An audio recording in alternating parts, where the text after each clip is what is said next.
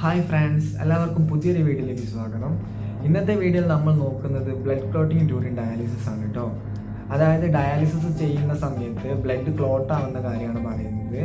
നമ്മൾ ഒരുപാട് വട്ടം ഫേസ് ചെയ്യേണ്ടതായിട്ടുള്ളൊരു കാര്യമാണ് കേട്ടോ ഇത് നമുക്ക് എങ്ങനെ പ്രിവെൻറ്റ് ചെയ്യാം, മോണിറ്ററിങ് ചെയ്യാന്നുള്ളതൊക്കെയാണ് ഈ വീഡിയോയിൽ പറയുന്നത്. എൻ്റെ വീഡിയോ നിങ്ങൾ ആദ്യമായിട്ട് കാണുന്നവരാണെങ്കിൽ തീർച്ചയായും ഒന്ന് സബ്സ്ക്രൈബ് ചെയ്യുക. പിന്നെ ഞാൻ ചെയ്യുന്ന വീഡിയോസ് നിങ്ങൾക്ക് ഉപകാരപ്പെടുന്നുണ്ടെന്ന് അറിഞ്ഞതിൽ വളരെ സന്തോഷം. ഒരുപാട് പേര് കമൻറ്റ് ബോക്സിലൊക്കെ ചോദിക്കുന്നുണ്ട് ഓരോ ഡൗട്ടും കാര്യങ്ങളൊക്കെ. ഞാൻ സമയം കിട്ടുമ്പോൾ ഓരോ വീഡിയോ ആയിട്ട് ചെയ്യാമെന്നാണ് ഞാൻ വിചാരിക്കുന്നത്. അപ്പം നേരെ വീട്ടിലേക്ക് പോയാലോ. Blood clotting during dialysis. Many times we have faced blood clotting during dialysis. Sometimes clotting in tubings chamber or dialyzer header on the fiber clotting. അതായത് ചില സമയത്ത് ബ്ലഡ് ക്ലോട്ട് ആവുന്നവിടെ ആയിരിക്കാം, ചേമ്പറിലായിരിക്കാം, ചില സമയത്ത് ഡയലൈസറിൻ്റെ ഹെഡറിൽ, അതായത് ഹെഡറിലുള്ള ഫൈബേഴ്സിലായിരിക്കാം എന്നാണ് പറയുന്നത്. Formation of blood clots in the dialyser, blood lines, extracorporeal circuit എന്ന് പറയുന്നത് എന്താണ്?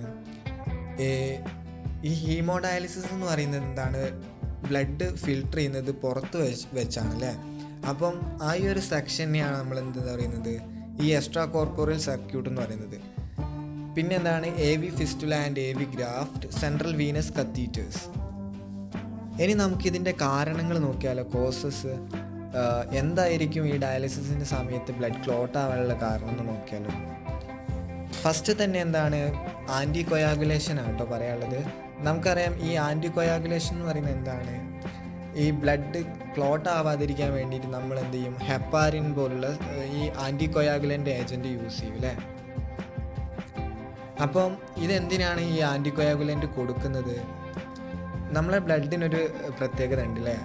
എന്താണ്? ഒരു ഫോറിൻ ബോഡി അല്ലെങ്കിൽ നമുക്കൊരു മുറിവ് പറ്റി പെട്ടെന്ന് തന്നെ ആ ബ്ലഡ് ക്ലോട്ട് ആവാൻ വേണ്ടി നമ്മളെ ബോഡി എന്ത് ചെയ്യും? അത് ഉണങ്ങാൻ വേണ്ടിയുള്ളത് ആക്ട് ചെയ്യും അല്ലേ. ഈ ആൻറ്റി കൊയാഗുലൻ്റ് നമ്മളെ ബ്ലഡ് ക്ലോട്ട് ആവാതിരിക്കാൻ ഒരുപാട് ഹെൽപ്പ് ചെയ്യുന്നൊരു സംഭവമാണ് കേട്ടോ.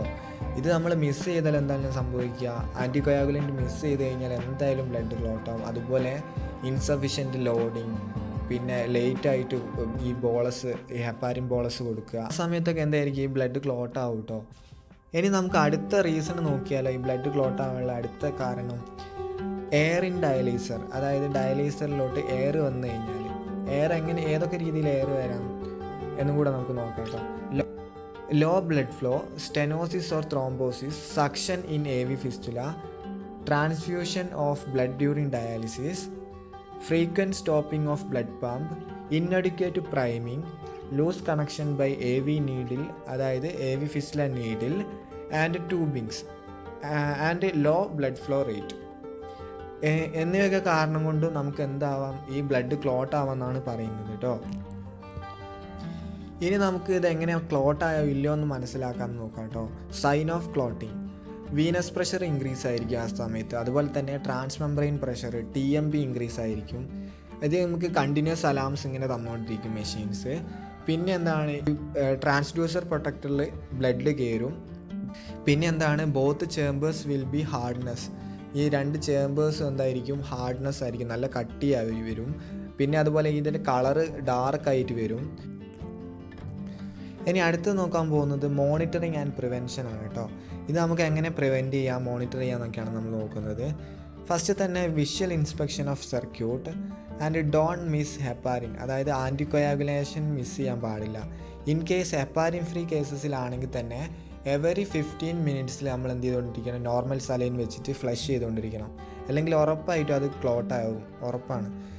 അതുകൊണ്ട് നമ്മൾ ആ ഹെപ്പാരിൻ ഫ്രീ കേസസിൽ പ്രത്യേകം നമ്മൾ ടൈമർ വെച്ചിട്ട് നമ്മൾ ഫ്ലഷ് ചെയ്യാൻ വേണ്ടിയിട്ട് ശ്രമിക്കണം. പിന്നെ എന്താണ്? Check venous pressure and TMB. പിന്നെ rinse with normal saline with dialysis.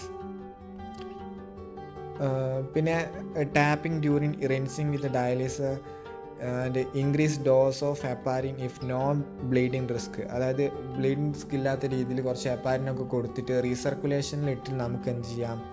ഒന്ന് ട്രൈ ചെയ്ത് നോക്കുക, ആ ക്ലോട്ടിന് നമുക്ക് മെല്ലെ നീക്കം ചെയ്യാൻ പറ്റുമെന്നുള്ളത്. പിന്നെ എന്താണ്? Clean the dialyser header with sterile goes it clots. അതായത് ഡയലൈസറിൻ്റെ ഹെഡറിലാണ് ബ്ലഡ് ക്ലോട്ട് എന്നുണ്ടെങ്കിൽ നമുക്ക് എന്ത് ചെയ്യാം? ഒരു ആർട്ടറി എടുത്തിട്ട് കിങ് ചെയ്ത് പിടിച്ചിട്ട് ഈ ഹെഡർ ക്യാപ്പിൽ ക്ലോട്ട് കളയാനായിട്ട് പറ്റും. അല്ലാതെ ആണെങ്കിൽ തന്നെ നമ്മൾക്ക് കുറേ ബ്ലഡ് ലോസസ് വരില്ലേ, അത് ഒഴിവാക്കാൻ വേണ്ടിയിട്ടാണ് ഇങ്ങനെ റിസ്ക് ചെയ്യുന്നത് കേട്ടോ. അല്ലെങ്കിൽ പേഷ്യൻറ്റിന് ഒരുപാട് ബ്ലഡ് ലോസസ് വരാൻ ഒന്നെങ്കിലേ CKD പേഷ്യൻറ്റിന് HB കുറവായിരിക്കും. ആ സമയത്ത് ഇങ്ങനെയുള്ള കേസസിൽ ബ്ലഡ് ലോസ് വരുമ്പം പെട്ടെന്ന് പേഷ്യൻ്റ് വീക്ക് ആവാൻ ചാൻസ് ഉണ്ട്. അതുകൊണ്ട് തന്നെ നമ്മൾ ഇങ്ങനത്തെ റിസ്ക് ഒക്കെ എടുക്കുന്നത് അതുകൊണ്ടാണ് കേട്ടോ. ബ്ലഡ് ക്ലോട്ടിംഗ് ഡ്യൂറിങ് ഡയാലിസിസിനെ പറ്റി ഇത്രയും കാര്യങ്ങളാണ് കേട്ടോ പറയാനുള്ളത്. പിന്നെ നിങ്ങൾക്ക് ഈ വീഡിയോ ഉപകാരപ്പെട്ടെങ്കിൽ തീർച്ചയായും ഒന്ന് സബ്സ്ക്രൈബ് ചെയ്യുക. പിന്നെ നിങ്ങളുടെ ഫ്രണ്ട്സിന് ഷെയർ ചെയ്ത് കൊടുക്കുക. ലൈക്ക്, കമൻറ്റ് എല്ലാം ചെയ്തേക്ക് കേട്ടോ. പിന്നെ അടുത്ത വീഡിയോ കാണുന്നവരെ ബൈ.